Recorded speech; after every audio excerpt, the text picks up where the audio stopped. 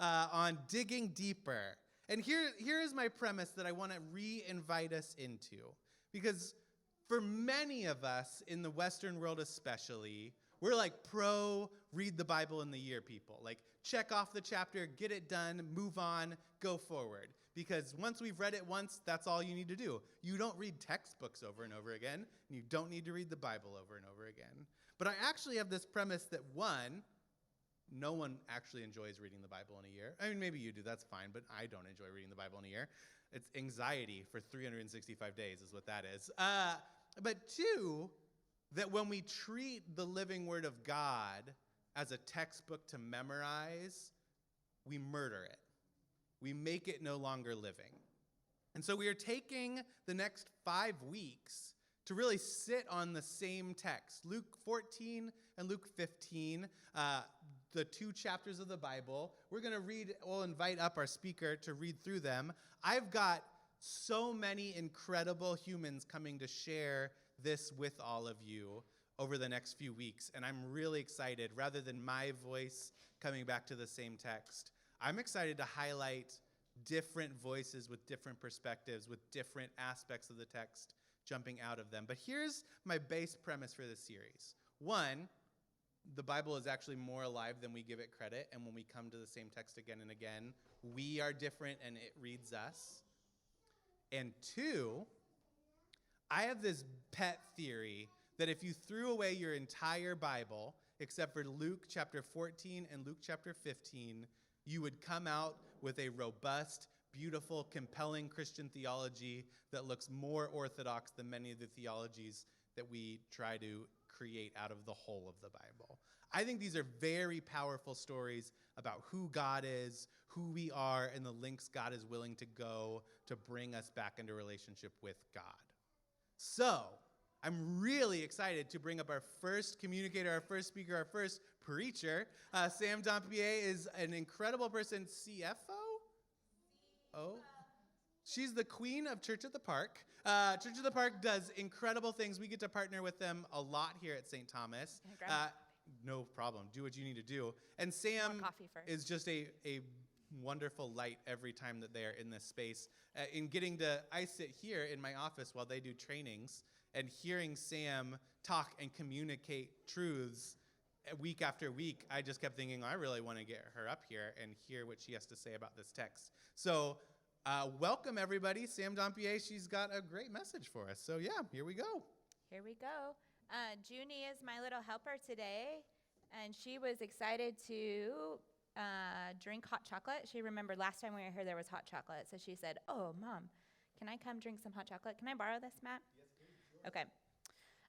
Thank you, Matt, for having me. I get to spend a lot of time in your church on the weekdays because Church at the Park doesn't have a big training space, so we're here a lot. And so it's fun to be here on a Sunday with each of you. My name is Sam, like Matt said. I grew up in Salem and then moved away for 10 years to Spokane, and I've just been back for 1 year now. So my role at Church at the Park is I'm our Chief Development Officer, which helps oversee some of our grants and our contracts, our HR, our business teams, and so it's a lot of emails is really what it is. It's a lot. So this was really fun to sit with the text, and when Matt asked me to come speak to you guys, I just thought, oh, this is a different and more creative way to use my brain than sometimes happens throughout the week. So today, we are going to talk about being found. And we're going to keep coming back to the idea of what it means to be lost and what it means to be found, and to see how Jesus' love stretches to the margins. Part of my story that I'm going to share is that I think I grew up in a faith tradition that taught me a lot of certainty. It taught me a lot of who's in and who's out, and the things that we need to believe or the ways that we need to love to be able to be in the category I found. So some of that has been really amazing to sit with this text and really rethink about how I understand being lost and being found. But before we jump in, I wanted to also acknowledge Mother's Day. I'm a mother, and I think my mom's watching me from Zoom. So hi, Mom. Hi, Dad. I think they're both on there. And so I just wanted to acknowledge that for those with complicated relationships with your mom, or for those who maybe have lost their mom, those who never knew your mom, my prayer is that you would feel seen and more found today, and potentially access the prayer wallet. Sounds like there's some good prayer station. And those like longing to be a mom, or who have suffered loss or any sort of complications in becoming a mom, I just also want to acknowledge and say, hope you feel seen and more valued and more found today. And those currently mothering, whether you're drowning in toddlerhood, not me, navigating older kids, maybe missing your kids at home, my prayer is that you would feel seen, a little more found. And if you're a mom and thriving, please find me afterwards, because I feel like maybe I could learn some things from you. So just thank you to all the moms that are mothering all of the kids in all sorts of different ways. We just love moms, and I love my mom. So hi, Mom. Okay, finally, we get to the text. All of the text I put in the message, so maybe you'll see, it helps me see things differently and feels more alive in some ways to me. So we're going to start with this context. In Luke 15, we see that Jesus is hanging out with women of questionable reputation, and that the Pharisees around him were saying he takes in sinners and he eats meals with them, treating them like old friends, and their grumbling triggered this story. On the next slide, we'll see that Jesus tells the story of the lost sheep. It says, suppose one of you had 100 sheep and lost one. Wouldn't you leave the 99 in the wilderness and go after the lost one until you found it? When found, you can be sure you would put it across your shoulders rejoicing. And when you got home, call in your friends and neighbors, say, celebrate with me. I have found my lost sheep. Count on it. There's more joy in heaven over one sinner's rescued life than over 99 good people in need of no rescue. So that juxtaposed with the next story, which is about a lost coin. It says, imagine a woman who has 10 coins and loses one. Won't she light a lamp and scour the house looking for every nook and cranny until she finds it? This reminds me of lost my license twice in the last. And I'm like, this is me. This is me with the lost license. I hope I find it before we travel soon. But and when she finds it, you can be sure she'll call her friends and neighbors, say, celebrate with me. I've found my lost coin. Count on it. That's the kind of party God's angels throw every time one lost soul turns to God. So as I was sitting with this text, it was reminding me, it's again asking the question of who is lost and who is found. And the way I internalized the message, so I'll speak for myself and how I internalized messages growing up, was that we in these seats, us good people who showed up to church on Sunday, we are among the found, and our goal is to seek out those people who are the lost and bring them in to fill the seats and to find them so that we can help them be saved. I internalized this a lot of like some absolutism around what it means to know God. It was like, oh, you just read your Bible every day and journal and have your quiet time. That was how I internalized it, is that this is me being found, and my job is to then reach out to the lost people and bring them in to be found in the ways that I experience being found. And being found means believing in a certain way or acting a certain way, loving a certain way, and that is, when I came back to these texts and prep for this, I was like, oh, some of this feels like a little heavy, because I was remembering and in my body feeling like this is what it means. We have seeking out the lost to bring them in to be found. On our next slide is a picture. Oh, we're already there. You guys are great. So Reverend Emmy Kegler is a pastor, author, and speaker called to ministry at the margins of the church, and especially among LGBTQ plus Christians. So she has this beautiful prayer where she talks about how she's feeling lost, or she is being called lost.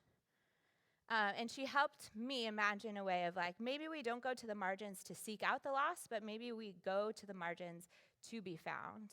And so she talks about her ministry. But part of that, which is highlighted here, is that, Lord, they call me lost, and if I am, I want you to find me in the way that you found the world, nicked at the edges, dusty and rusty, called unwanted and unworthy, and still your hands reached out to cradle every worthless coin, each like it was a pearl of great price. So she helps me, this prayer helped me have a new imagination. So I don't have certainty in this, but I'm wondering if there is actually a calling to go to the margins, not to bring in the lost, but to be found.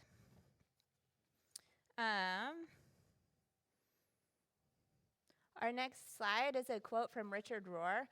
So he's like this old, I don't know what kind of, like he's a priest, and he's, I can't describe him, but anyway, I'm learning about him. He has this quote that says, God is always bigger than the boxes we build for God, so we should not waste too much time protecting the boxes.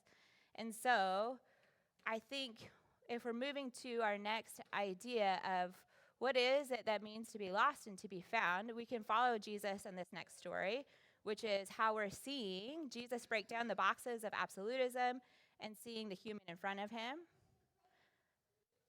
In our next story, so these are not chronological, so I'm sure other biblical scholars that you'll hear from for the rest of the month might do things more chronological or in order, but I see that this is an example. We have someone who is very sick. It's described here with hugely swollen in his joints. And so Jesus asked the religious scholars, say, hey, is it permitted to heal on the Sabbath, yes or no? And they're silent. They see the human in front of him, and are like, well, if we say no, then we look like we don't care about humans. But the Sabbath, I don't know, has anyone seen Mitchell's versus the Machines? There's this part in the movie where the robots, they can't figure out if it's a dog or a toaster. Dog, toaster, and then their brains explode because they can't process what it is. And I'm like, oh, this is this moment where Jesus is like, can we heal this man on the Sabbath? And the Pharisees are like, oh, there's a person, oh, but the Sabbath. And just like this, we see that Jesus puts the human in front of the religious law, the religious order, in order to do the healing. And so she says, is there anyone, if a child fell down the well, or if a cow or an animal fell down the well, that we would not immediately pull him out, even on the Sabbath? So they were stumped, and they couldn't say anything about that. And so when I read the Bible, this is a quote from Shauna Niequist. She says, when I read the Bible, I read story after story of love, redemption, and subverting the status quo in order to love more deeply and powerfully. So Jesus did not preserve boundaries and traditions at the expense of humans. He valued humans at the expense of previously held boundaries and traditions. So when we're talking about who is lost and who is found, we're seeing that Jesus is saying, we see from his examples of, we are not honoring these previously held values or traditions or laws at the expense of humans, and that we are actually seeking a humanity that is whole and healed. And that the beauty in the margins is that when we see people in front of us, our boxes of who is in and who is out are not making as much sense anymore. As I shared earlier, some of my story is that I felt, it's my internalized story of I felt that I knew what was good and what was bad. I knew what was right and what was wrong, and that sort of absolutism of growing up and internalizing a faith tradition in the way that I did. And so when I went off to study social work and in grad school, I started my work with people who are unsheltered. I started to see, so I ran a program that was helping people families who are experiencing homelessness. And so I just remember, this is like me, baby 22-year-old, tiny little Sam, feeling like I just want to help people. I'm the helper. These are the people that need the help. And I remember sitting with this man who was single father, homeless, and I've never seen anybody work so hard in their life. And so it's shattering my box and saying, oh, we don't just expect people who are unsheltered to pull themselves up by their bootstraps. I'm seeing someone in front of me who's caring for his daughter, who's working harder than I've ever had to work in my life. And when I sat with people who are incarcerated and exiting incarceration and trying to find housing, it's this idea that I held about bad people being locked up, I'm seeing the human in front of me and saying that, this doesn't add up. because I'm seeing this person who was not rehabilitated in the way that we might hope, but was completely dehumanized and is stuck in a circle of dehumanization. And when we see, my dear, in Spokane, we had these dear neighbors, a queer couple who had been together forever and ever and ever. And they would come over to our house and bring us lots of fresh produce and just talk about, they would give me and my husband marriage advice of like, oh, we don't fight anymore. I'm like, tell me more. Tell me more. Because they just were embodying a love and an ability to walk alongside each other for many, many years. And so I think some of the invitation, some of what I'm processing, and I'm thankful you're joining me on this journey of processing, not that I have answers, but to say, is some of the journey of us traveling to the margins is to see the people in front of us and to be found in their humanity and to be found in our humanity. So you're doing good, Junie. You can go sit with Natty if you want to. No, okay. Just quick mom check-in. Okay, so in Luke 15, or our next slide. Yeah, 14, of course. This is like Church at the Park's big text, so we talk about it a lot. And this is actually a picture of a real feast. Oh, thank you. A real feast that was thrown for people who are unsheltered. So it's beautiful imagery. But the image that we're finding that Jesus is providing for us is, what does it mean to be found? What means to be found is a table of belonging. It's a table of saying, invite some people who never get invited out, the misfits, people from the wrong side of the tracks. You'll be and experience a blessing. So instead of me being this sweet, well-meaning 22-year-old Sam thinking, I'm here to help the homeless, we're seeing that Jesus is inviting us to the margins, and it shows us through loving people at the margins that our goal may be, perhaps, still learning. Ask me back in a year, maybe we'll see more. But if our goal at the margin is not necessarily to save those people into the seats that are empty, but to walk alongside in honoring their humanity, restoring a bit of our own humanity too. So the next one is another example of the feast. And so Jesus invites all of the people that might be invited to a regular feast, the fancy people or the people who might be expected, and they're all busy. They're saying, oh, I can't, I got married, or I got a piece of property. I just bought 5 teams of oxen. You know how it goes. And then I just got married. So, and then the next one is he's saying, well, go out and find the people because my house is empty and I need it to be full. I want it to be full. I have this offering. So it's this picture of belonging, an invitation to be found together. So this is part of what I've been processing, is that, yes, this is good news for people on the margins. Yes, it's good news for people who we see who are unsheltered, people who we know who are incarcerated, people who are sad and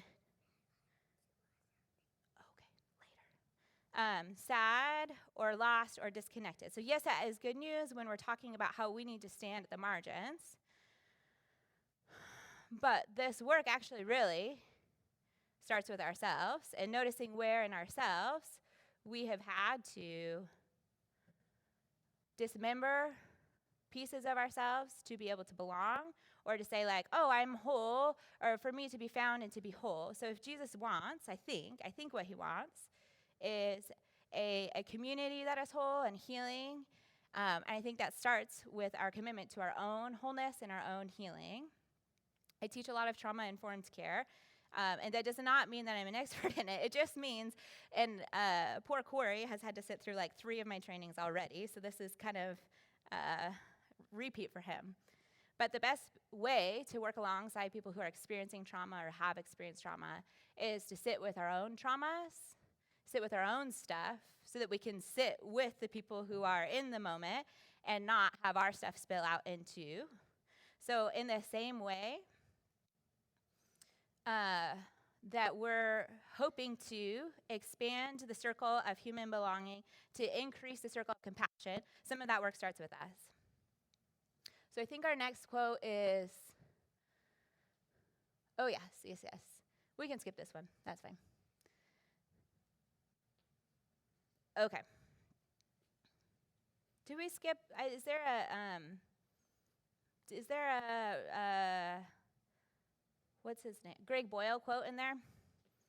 Oh, yes. Thank you. Sorry, sorry, I'm going off track. Okay, so this is the picture that Father Greg Boyle, another Jesuit priest, gives us. Soon we imagine with God this circle of compassion. Then we imagine no one standing outside of that circle and moving ourselves closer to the margins so that the margins themselves will be erased. We stand there with those whose dignity has been denied, and we locate ourselves with the poor and the powerless and the voiceless at the edges. At the edges, we join the easily despised and the readily left out. We stand with the demonized so that the demonizing will stop, and we situate ourselves right next to the disposable so that the day will come when we stop throwing people away. So together, I want us to, if you're comfortable, you can close your eyes. If you're not, that's no problem. But I also want us to imagine, yes, this is good news for our community. Jesus is saying, I don't want a community that's 99% whole. I want a community that is 100% whole. I don't want a community, 99 sheep in one. I don't want 90% of my coins. It's good news when everybody is healed and whole.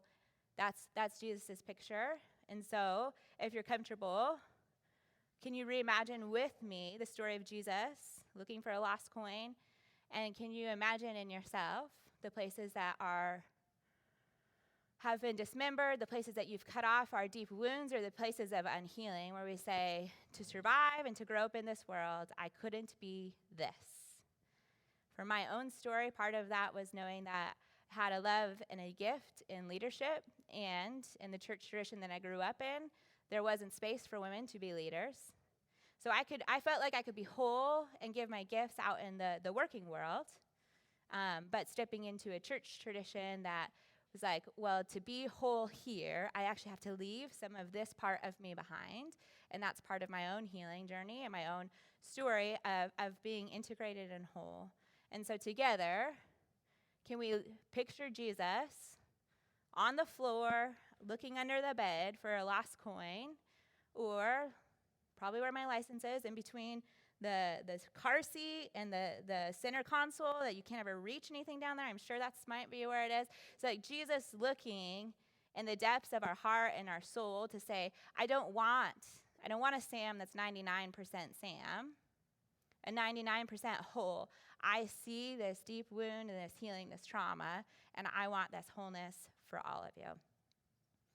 Because if we continue to see and choose to remain whole in choosing ourselves and God in us, and we start to see our own humanity, that gives us eyes to see the humanity of others as well, which is what I think Jesus is calling us to.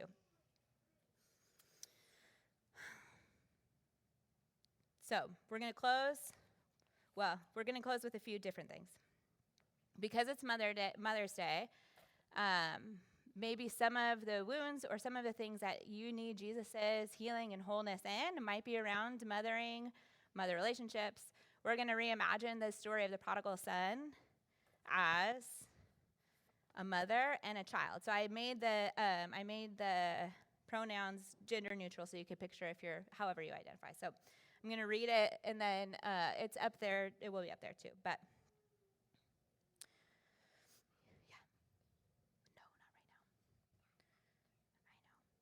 Okay. When they were still a long way off, their mother saw them.